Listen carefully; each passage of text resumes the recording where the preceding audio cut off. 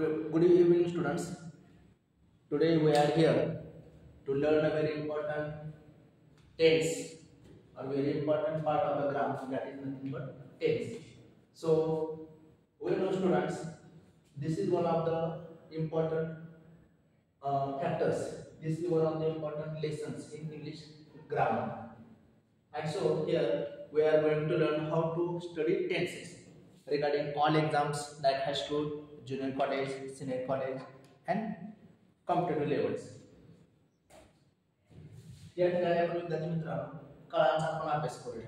या ठिकाणी ज्यावेळेस आपण काळाचा अभ्यास करतो किंवा एखाद्या इंग्रजी ग्रामरमध्ये टेन्सचा अभ्यास करतो त्यावेळेस आपल्याला काळाचा आपण विचार करत असतो. आणि इंग्रजीमध्ये प्रत्येक वाक्य हे कोणत्या ना कोणत्या काळामध्ये असतं. आणि हा तसा पाहिला तर ग्रामरचा सगळ्यात बेसिक पार्ट आहे. तर आपण या ठिकाणी पाहूया टेन्स कोणते असतात आणि थोडक्यात मी तुम्हाला टेन्सचा कसा अभ्यास करायचा हे मी तुम्हाला सांगतो. त्या ठिकाणी आपण येथे टेन्सचा अभ्यास करतोय. इंग्रजीमध्ये साधारणपणे आपण मराठीमध्ये जसं विचार करतो तसं इंग्लिशमध्ये एकूण 3 काळ असतात. तो आहे पहिला आहे प्रेझेंट टेन्स, दूसरा आहे पास्ट टेन्स आणि तिसरा आहे फ्युचर टेन्स. म्हणजे प्रेझेंट टेन्स म्हणजे वर्तमान काळ असतो. प्रेझेंट टेन्स म्हणजे वर्तमान काळ, पास्ट टेन्स म्हणजे भूतकाळ आणि फ्युचर टेन्स म्हणजे भविष्यकाळ. हे कोणी कधी मित्रांनो हे 3 काळ असतात. जसं मराठीमध्ये 3 काळ असतात तसे इंग्रजीमध्ये 3 काळ असतात. आता उदाहरणार्थ मराठीमध्ये आपण असं म्हणू शकतो की मी तुमच्या समोर उभा आहे. कोणता काळ आहे? I am standing before you. हा प्रेझेंट कंटिन्यूअस टेन्स आहे. मी आता चहा घेतलेला आहे. I have just had a cup of tea और I have just enjoyed a cup of tea. हा प्रेझेंट परफेक्ट टेन्स आहे. तसा पास्ट टेन्स मी मसवडला गेलो. I went to Maswad. और मी उद्या मी गावी जाईन. I shall go to my village tomorrow or tomorrow I shall go to my village. या आपण असं जसा विचार करतो हे जनरली तुमच्या समोर मांडतो. तसं आता आपण सूत्राच्या रूपाने एक फॉर्म्युलेच्या रूपाने आपण एका काळात आपण इथे अभ्यास करतो. आता हे काळ कसे असतात या काळाचा विचार आपण कशा रीतीने करायचा, हा काळ कसा अभ्यास करायचा हे आपण या ठिकाणी पाहूया. आता विद्यार्थी मित्रांनो प्रथम आपण प्रेझेंट टेन्सचे सूत्र पाहूया.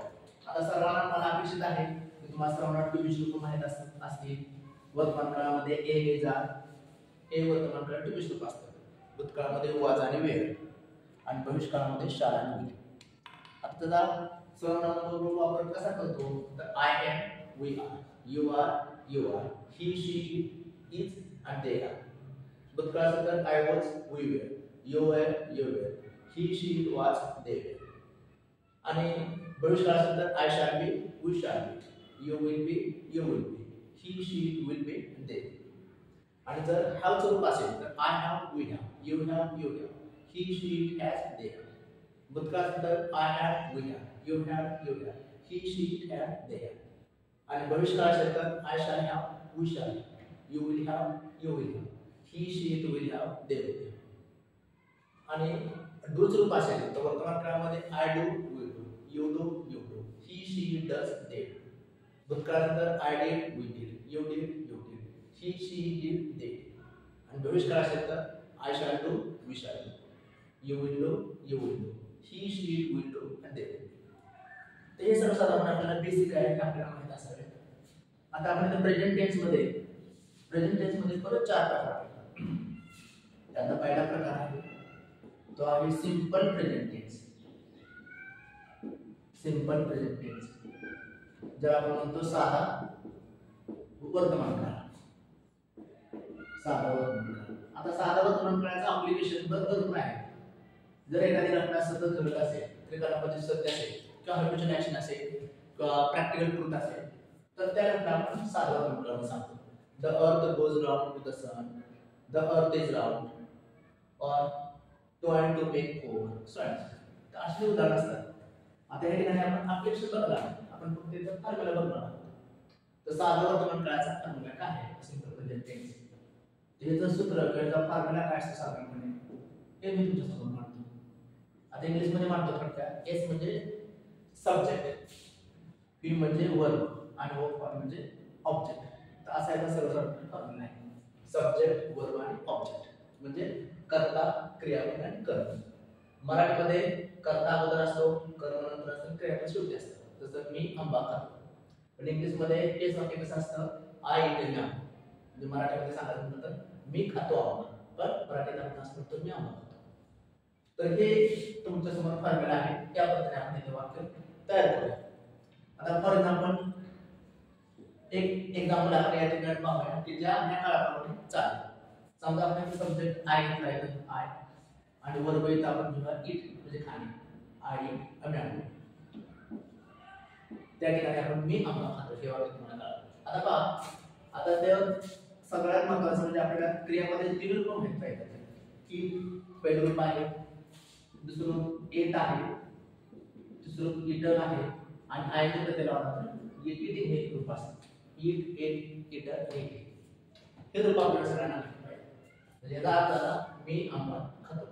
आय इट म्हणजे मी आंबा खातो. आता सिंपल प्रेझेंट टेन्स. सेकंड आहे प्रेझेंट कंटिन्युअस. Present continuous. त्याला दुसरं एक नाव आहे प्रोग्रेसिव्ह. Progressive tense. जर आपण म्हणतो चालू किंवा अपूर्ण वर्तमान काळ, चालू और अपूर्ण वर्तमान काळ. आता हे सूत्र काय आहे पहा. आता हाय काळ मला माहित आहे, फक्त ह्या फॉर्मॅट मध्ये आपण बसवण्याचा प्रयत्न करूया. तिचा फॉर्मॅट आपल्या समोर काय आहे, तिथं सब्जेक्ट लिहायचा. पहिला जो का वाक्यामध्ये असेल तो कर्ता लिहा, एस म्हणजे कर्ता. आता टू बी सुरू वर्तमान काळ टू बी सुरू आता आपण पाहिले एम लिहा. त्या ठिकाणी काय नाव आहे एम किंवा इज किंवा आय. त्यानंतर क्रियापदाला आय टी मध्ये लावा, बी आय टी लावा, नंतर शेवटी ऑब्जेक्ट आहे. आता हे ऑब्जेक्ट मी एक्झाम्पल म्हणून देतो. कधी कधी कॉम्प्लिमेंट हे कधी कधी एस ला येतं जे एक्स्ट्रा पार्ट. तिथं आपण ऑब्जेक्ट म्हणून एक एक्झाम्पल घेऊया. मी पुढच्या व्हिडिओमध्ये पुढच्या लेक्चरला बेसिक सेंटेन्स पॅटर्नवर एक लेक्चर तयार करतो, व्हिडिओ तयार करतो. म्हणजे एस बी ए यामध्ये काय फरक आहे, complement, adverb, object. For example या ठिकाणी आपण सब्जेक्ट काय लिहूया, करता या ठिकाणी आय. आता आय मध्ये एम येतं, इज का आर येतं, तर आय एम म्हणतो, आय इज म्हणतो किंवा आय आर म्हणतो, आय एम. नंतर एटला आय चे पद्धत लावूया PT, I am PT a ma'am. तर मराठीत अर्थ काय होईल, मी आंबा खात आहे. म्हणजे the process of eating is taking place और the process of eating is going on. एखादी क्रिया चालू आहे, फॅन चालू आहे, the fan is going on. म्हणजे एखादी क्रिया चालू असेल तर त्या ठिकाणी चालू होतं असतं. नंतर तिसरा टेन्स आहे तो आहे present perfect tense. Present perfect tense जर आपण पूर्ण वर्तमान काळ सांगतो, पूर्ण वर्तमान काळ, प्रेझेंट परफेक्ट टेन्स म्हणजे पूर्ण वर्तमान काळ, प्रेझेंट परफेक्ट टेन्स. आता पूर्ण वर्तमान काळाचे सूत्र काय असतात फॉर्म्युला. त्याचा फॉर्म्युला स्ट्रक्चर काय आहे पहा. सब्जेक्ट प्लस हॅव किंवा हॅज येते, हॅव किंवा हॅज प्लस काय तो क्रियापदाचं तिसरं रूप ज्याला आपण पीपीआय म्हणतो, पास्ट पार्टिसिपल म्हणतो विथ, आणि शेवटी ऑब्जेक्ट ओ म्हणजे कर्म. सूत्र तुमच्या समोर आहे, त्यामध्ये एक आपण बसवायचं आहे. फॉर एक्झाम्पल सब्जेक्टला आपण काय घ्यायचं आहे, आय घ्यायचं आहे. आय मध्ये हॅव काय घ्यायचं असतं, तर आय हॅव, आय.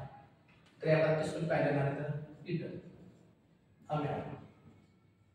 आता हा अर्थ काय होतो, एखादी घटना नुकतीच रिसेंटली घडली असेल त्या ठिकाणी आपण त्याचा वापर करतो. जसं आय हॅव टेकन अ बॅथ, म्हणजे मी आत्ताच आंबा खाल्लेला आहे. I have just taken a cup of T. असा असेल त्या ठिकाणी त्याचा वापर करतो. बघा आय हॅव टेकन अ बॅथ, मी आंबा खाल्लेला आहे. आणि आता जो चौथा काळ असतो तो असतो याचा वापर जास्त केला जात नाही, काय ठिकाणी present perfect continuous tense. Present perfect continuous tense जर आपण चालू पूर्ण म्हटलं आहोत, चालू पूर्ण वर्तमान. आता याचा फॉर्म्युला काय पाहू आपण. त्याचा फॉर्म्युला असा आहे, सब्जेक्ट करता यस प्लस हॅव किंवा हॅज प्लस चालू काळ असल्यामुळे बी देतो प्लस क्रियापद आहे शेवटी ऑब्जेक्ट असेल कॉम्प्लिमेंट असेल किंवा काय पार्ट असेल तो करतो असे असतो. फॉर एक्झाम्पल आपण उदाहरण बघूया.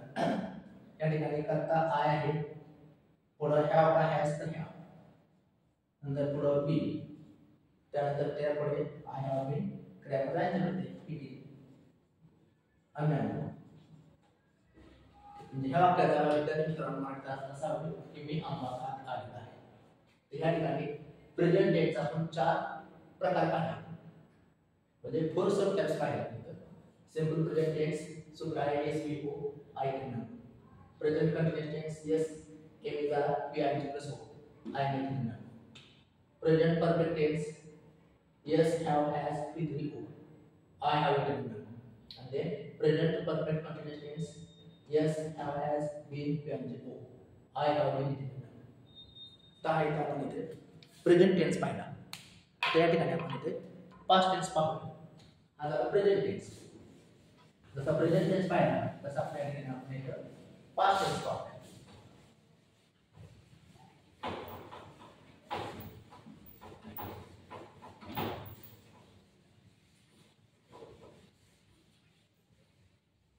सेकंड टेन्स बघा, तो आहे पास्ट टेन्स.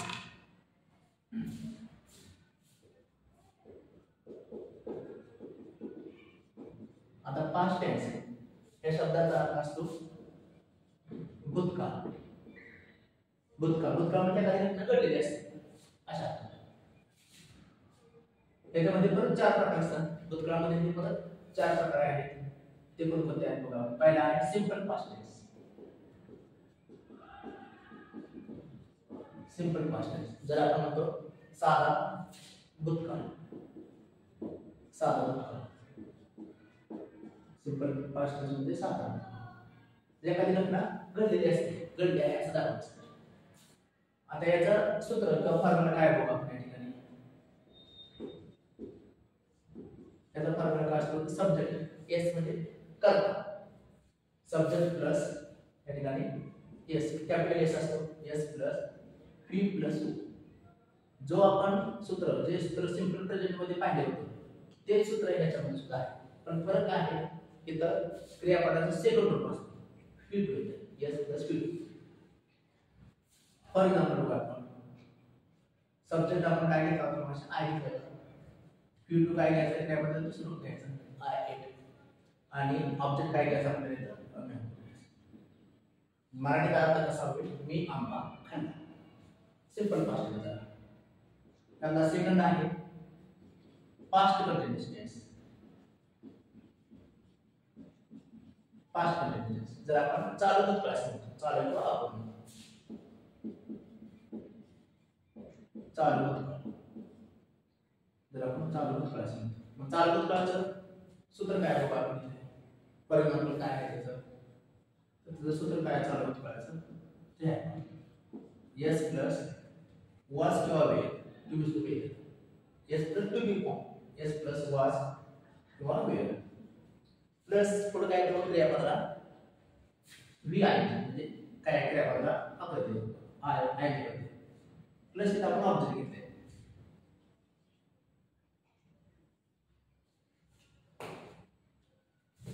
फॉर एक्झाम्पल इथे आपण सब्जेक्ट काय घेतला, आपण आय घेतला आहे.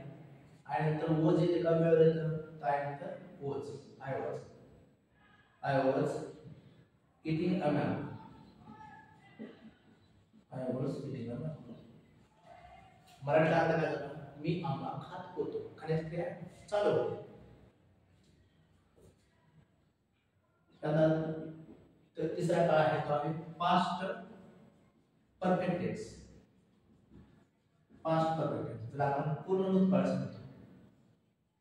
पूर्ण भूतकाळ पास्ट परफेक्ट टेन्स म्हणजे पूर्ण भूतकाळ.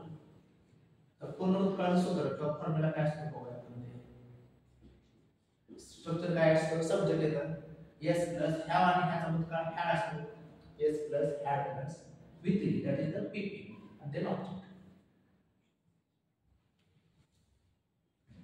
फॉर एक्झाम्पल इथं सब्जेक्ट काय लिहायचं आपल्याला आय लिहायचं आहे, आय नंतर परत पुढे काय लिहायचं आहे हॅड लिहायचं आहे. आय हॅड क्रियापद दुसरं लिहा इटर, आय हॅड इटर एक.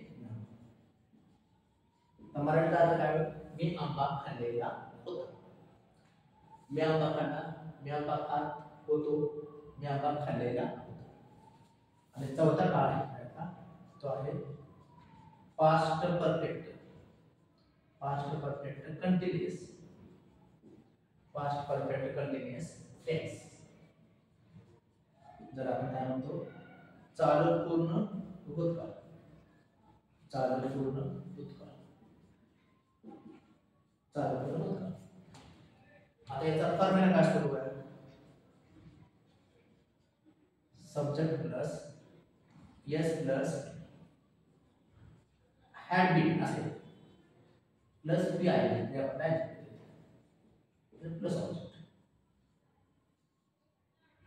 For example I had been असेल, आय हॅड बीन क्रियापद आहे ज्याला आपण इथं काय म्हणणार आहे की आय हॅड बीन इटिंग आम्ही आंबा. मराठीत असा होतो की मी आंबा खात आलेलो, म्हणजे मी आंबा खात आलेलो होतो ते कळलं. त्या ठिकाणी आपण इथं पास्ट टेन्स पाहिला. आणि आता शेवटचा टेन्स आहे तो आहे, शेवटचा टेन्स आहे तो आहे फ्युचर टेन्स. फ्युचर टेन्स हा कसा अभ्यास करायचा एवढा सोपा प्रकार आहे विद्यार्थ्यांनो. फक्त आपण सूत्र लक्षात ठेवले आणि अशा प्रकारे वाक्याचा सराव केला स्पोकन इंग्लिश मध्ये, असं जर प्रॅक्टिस केलं किंवा भरपूर प्रकारचे एक्झाम्पल आपण सोडवले तर हा काळ आपल्याला लक्षात राहतो. त्यानंतर ह्याचा तिसरा प्रकार आहे तो आहे तिसरा टेन्स आहे तो आहे फ्युचर टेन्स. फ्युचर टेन्स म्हणजे ज्याला आपण भविष्यकाळ म्हणतो. फ्युचर टेन्स म्हणजे भविष्यकाळ. आता ह्याचाही फॉर्म्युला सारखाच आहे, थोडासा बदल आहे. जो आपण प्रेझेंट पास्टचा स्ट्रक्चर बघितलं तसा ह्यामध्ये थोडासा प्रकार थोडासा बदल आहे.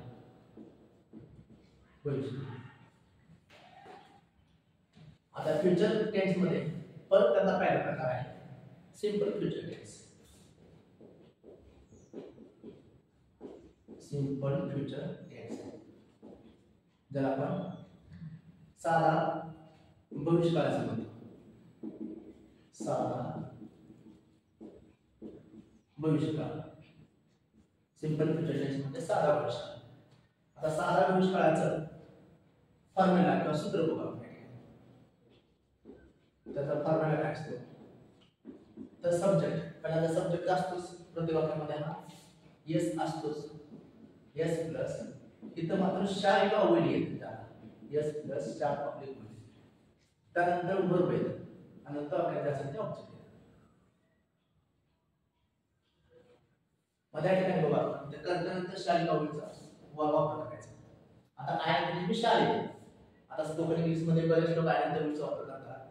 आता विल आणि शाल मध्ये काय फरक आहे, जर शाल हे फ्युचर ऍक्शन असेल तर शाल वापरायचं आणि जर सर्टन असेल तर विल वापरायचं. जसं I shall go to Pune, it's my plan that one day I shall go to Pune, हा एवढाच मार्ग आहे.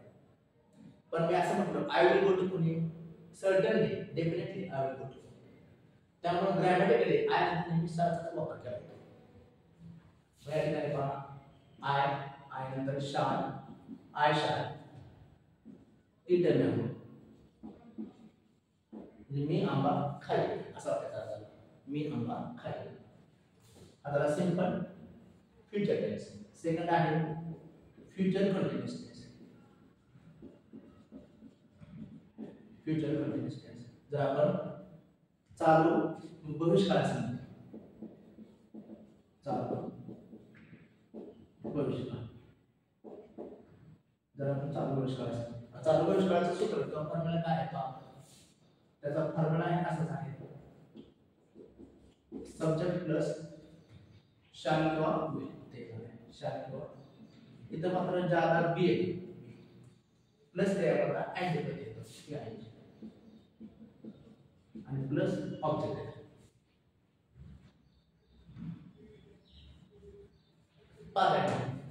Subject plus shall will plus be plus V plus O. For example subject इथं आपण आय घेतला आहे, आय नंतर आपण काय लिहिलं तर शाल लिहिलं, आय शाल बी, क्रियापद ऍडजेक्टिव्ह दिला हवा टीटी अमेव आय शाल बी, म्हणजे आय शाल बी अमेव म्हणजे त्या ठिकाणी मी आंबा खात असेल. इथं पहिल्याचा अर्थ काय, आय शाल बी अमेव मी आंबा खाईन. आय शाल बी अमेव म्हणजे मी आंबा खात असेल. त्यानंतर आता तिसरा काळ आहे फ्युचर परफेक्ट टेन्स.